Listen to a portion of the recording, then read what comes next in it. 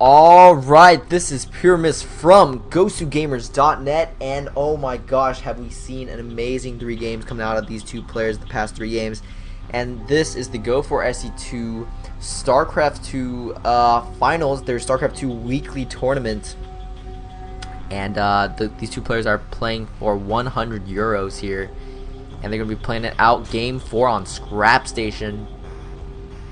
These two guys actually switched up the colors on me, so I'm going to need to change up the colors real quick here. Just give me 1 second. Alright, so we have Strelok spawning as the blue Terran here in the top position on Scrap Station. And as the red Zerg, we have Morrow.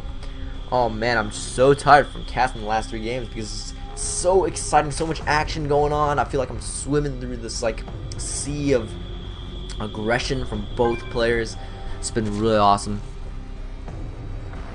So let's see how things develop here in this game.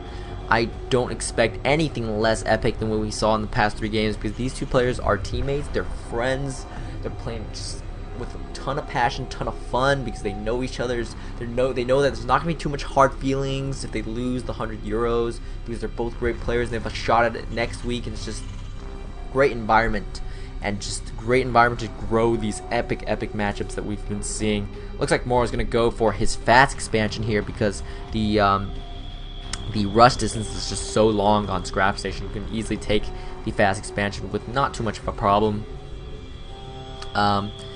So we see Strelok now sending out his first SCV, nowhere near going to be able to deny this hatchery like we've seen him do in 2 of the previous games, because this hatchery, quite frankly, is already down. So Morrow now putting down his spawning pool. Strelok, on the other hand, making Marines out of this barracks. Going to try to get a couple shots on that Overlord before he gets out, but I don't think it's going to be able to hurt Morrow that bad. Ooh, second gas coming in for Strelok straight away. So he's probably not going to go for some barracks fast expand. Instead, going to move up the tech route a little bit. If we see Banshees again, could be a lot more effective than we've seen him last game, especially just because just the close air rush distance on Scrap Station is kind of ridiculous. But also that could work out great for Morrow, because Mutalisk, man, you need Mutalisk pretty much in every Terran versus Zerg, or they're very common, in fact, or I should say in Terran versus Zerg. A little bit of drone transfer coming in. Also intercept this CV a little bit, make sure it doesn't make a bunker.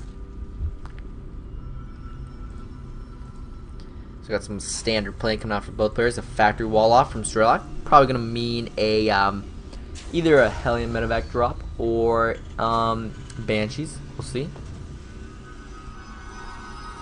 So it looks like Strelok wants to start things off once again with a little bit of harassment. Morrow's gonna be really ready for that. I just saw that starport. Yep, there we go. That starport is down. He's putting down that factory on the reactor, so that's making me think I'm gonna see some Banshees coming in from Strelok here. Morrow's gotta be careful with this. Oh my gosh, it's like Morrow is reading Strelok like a map, and he's gonna sack this Overlord in as well, and gonna see the starport and the reactor on that barracks. So he probably predicted this switch, and now he's placing down this Roach Warren. So wow, great just insight and scouting and analysis from Miles Morrow here is definitely showing why he is such a top tier player. Strelok might just be playing directly into Morrow's hands here. Oh no, never mind, he didn't go for the Hellions. Instead, he's going to go for the double Vikings. That's going to be great, because those roaches aren't going to be able to touch those Vikings, and those Vikings are going to have free reign over the Overlords of Morrow. And one thing that we've seen Morrow like to do in every single one of his games, he likes to spread his Overlords across the map and get ridiculous amounts of map awareness and just map vision. And that could be a double-edged sword, because now Strelok is opting for a lot of Vikings, or at least a lot of Vikings early on, and he's going to be able to pick off those Overlords and supply cap more like no other. Look at this, he's already supply capped already at 44-44, and these Vikings are not going to make things better. And look at this smart play, he's going to send the Vikings, going to ignore this Overlord that's closer to his base for now, and opting for the farther Overlords, and he's probably rallied this Viking to finish off this little guy. And there we go. Overlord number 2 falling for Morrow. Look at this. Let's see if he's supply capped yet. Oh no, he's not. But he's having to expend a lot of Overlords in terms of minerals. And there we go. He's 3 supply over the cap now. So he's going to have to expend a lot of things into Overlord. Look at this. His production has been halted for a good maybe 20 seconds there by those Vikings, and had to waste a couple more minerals than you probably wanted to. These Vikings are also going to make a great harassment tool here as they land. And interesting to note, versus roaches and zerglings, those Vikings are actually a very viable tool of harassment, because the moment you hit the button to transform into air mode, they instantly are considered an air unit. So zerglings and roaches are not that effective in catching them, because all you have to do is just press that button and they can't touch you. But for the 3 seconds that they are transforming, they are considered air units. So stuff like queens, like we just saw there, can still attack them. So we saw a little bit of harassment, but not too much. Just Strelok just taking some damage on his Viking, not really losing any, so he's gonna go back and repair things up.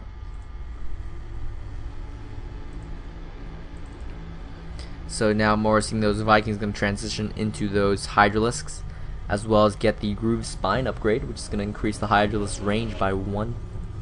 That's going to help deal with those Vikings. You never want to land or, in fact, lift off your Vikings when there are units around that can hit air, because that's just 3 seconds of them having free spam on your units, and you're just going to get owned in that 3 seconds. Ooh, nice little attack coming in. Going to get some drops, and he's probably going to land those Vikings before. Yep, there we go. Going to land and move into assault mode before he reaches the creep. And this is a huge attack coming in for Strelok, and it's a nice timing attack because the Hydralisks aren't out yet. Look at, there's only 2 Hydralisks just now popping in, and we'll see how much damage it can do.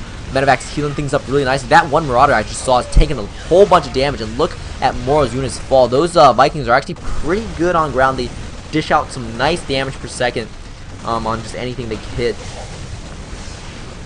And Marines do pretty well against Hydralisks. Nice targeting by Morrow. They're going to pick off one of the medevacs and clean up the rest of Strelok's units with some reinforcements there. But Strelok did some nice damage. I'm not sure if this is the most ideal attack, especially because he's still on 1 base right now and nowhere near, no command center in sight. So I think he's going to fall way behind in terms of economy real soon if he doesn't go for an expansion. So he probably wanted to do a little bit more damage than he did there, even though he did a nice amount of damage. 2 Hellions trying to move in, gonna go fry some drones, and those Hydralisks on creep are gonna be able to catch those Hellions real fast. And without the pre-igniter upgrade, they're not gonna be able to hit 2-hit drones, but they do manage to get a nice amount of drone kills between those 2. But Morrow readily cleans that up. And yeah, Strelok really needs to do stuff like that, because again, still no signs of a command center. Looks like he wants to end it with some aggression, because he's readying up for another drop. The longer this goes on, the more Morrow is going to have to deal with those kind of drops. And this Overseer move in, will it spot these medevacs? Ooh, gonna miss those medevacs, unfortunately, for this Overseer. But once he sees there's nothing in Strelok's base, he's gonna know. And this drop is now underway, dropping units out and gonna move in. Does he have stim though? Yes, he does have stim. Oh my gosh, those are gonna be dangerous, because this Hydra heavy army is gonna fall really fast to the Marines. Ooh, pulling in the drones. Look at those drones just die so fast. They're taking a lot of damage, but oh my gosh, Morrow's losing tons of drones here.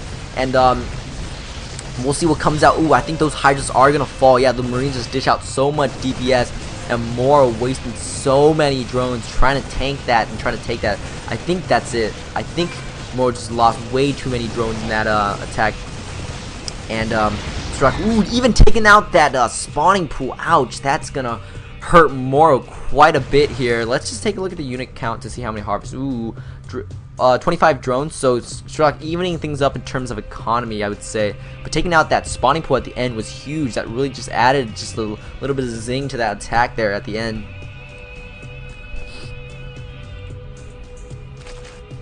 But again, still no signs of expansion, so it worries me just a little bit, because he could sort of hunker down and get his expansion going right about now, because he's in an okay position to do that. But it looks like he just wants to be aggressive. But oh my gosh, if he gets that one medevac picked, oh my gosh, he loses a lot of Marines in that one medevac. that was picked off that was in the process of unloading. Man, Strelok's gonna be really careful. He doesn't really need to do this right now. He's got a lot of drone kills under his belt. He took out that spawning pool.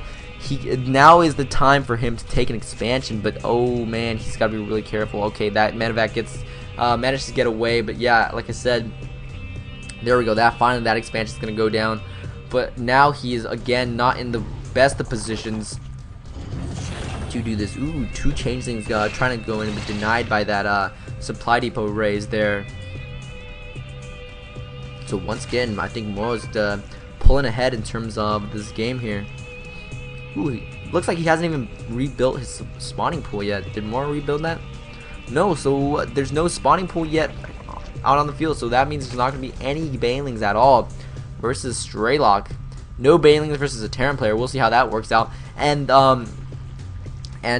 looks like Strelok is going to move in with more medevacs, but Morrow's got, again, he's got great overlord spread around the perimeter of his base, so he's going to be able to see this and have a fair amount of warning to deal with this. And with this Hydralisk threat, these medevacs can't get close to the edge because they're just going to get picked off, because the Hydralisks just do so much damage in StarCraft 2 here.